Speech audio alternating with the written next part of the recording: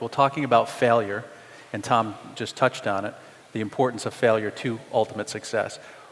Can you talk about sort of your biggest crash and burn, sort of the worst maybe part you've done, the worst deal you've done, but talk about why it's important to your development and who you are. First of all, I just have to comment on something that Tom said.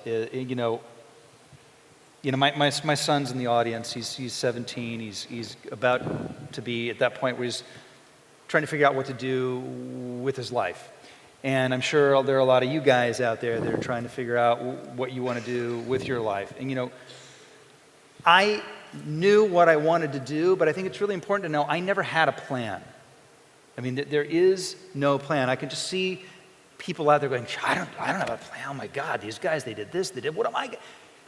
All I know is that I said yes whenever anybody asked me to do something. And I never did that calculation about, well, what am I going to get out of it? What's in it for me? Do I really have to do it? Could I do less of it? All of that stuff that we all do. We all run it through that matrix. I'm not saying we don't, but I did it. I said yes. And sometimes in this very circuitous route, that paid off really big for me, time and time again throughout my life, both personally and professionally. So if there's one thing that I would just offer to what you said, Tom, which was amazing, is the word yes is so powerful. And I'm sorry, I've just totally digressed here, but one of the things that is amazing, Tom, about your story is when you were asked as a young man to travel to the Middle East. I would love you to share that with these kids, because it moves me every time I hear it, because I see myself in that. I'm Lebanese, and I know you can't tell now because I had a different hairstylist than Rob had when we started. So, and I always wanted blonde hair and blue eyes. I went to Catholic schools, right? So I always said, how do I become Irish? This Lebanese thing. In those days, they thought it was a sexual preference, right? Nobody really, nobody understood too much what it was. So, I mean, quick story. I was fortunate enough, and I didn't have Dean Rasmussen in those days, but I finished SC Law School. Thank you, dear God, thank you for letting me out, which was an incredible experience, but very difficult. Went to work at a great law firm. And it's about showing up, right? What I really learned, it was about showing up. Everybody there was so much smarter than me. I was so intimidated when I got there. I said, oh my God, this is another great disaster. So I figured I just better get there earlier, work later, get more coffee, take the trash out, do whatever these guys wanted to do. And I happened to be there one Saturday.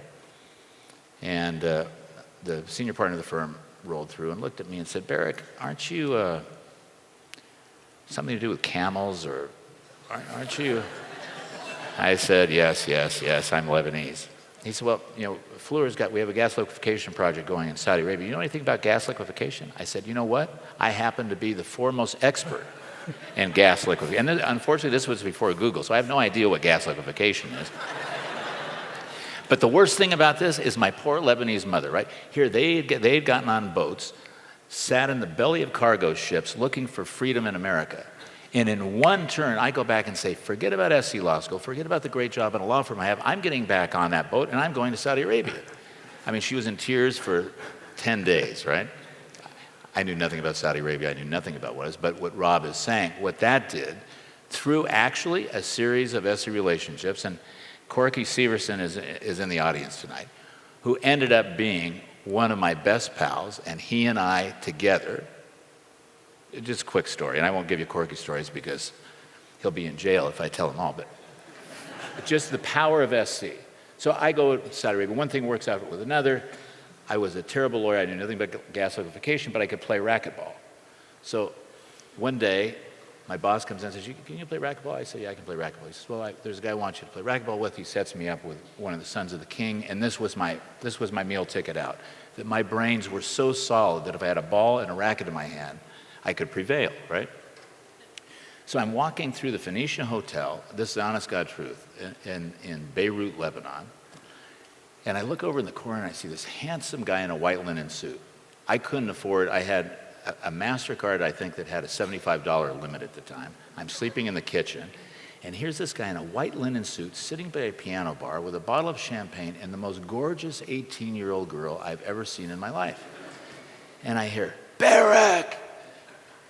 I turn around, he's laughing right now because he knows it's the truth.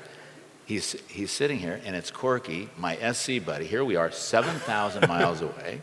And this was the turning point, honest to God. His dad was in the oil business. He was doing an oil deal in El Fujairah. He said, aren't you one of those camel, don't you? I said, yeah, Lebanese. He said, perfect. How's your language? I said, it's perfect. It is perfect. Of course, it was a dialect that was 90 years old. He said, well, do you know anything about oil and gas exploration? I said, it's funny you asked that. I happen to be an expert. I don't know a clue. And that started. Thank you, Corky. It was great. But that started the experience. I never knew where I was going. I never knew a thing about what it was that I was going to do. I still don't. The idea is drive through it, figure it out, have commitment, have dedication, take the blows, take the punches, and do it. And do it now.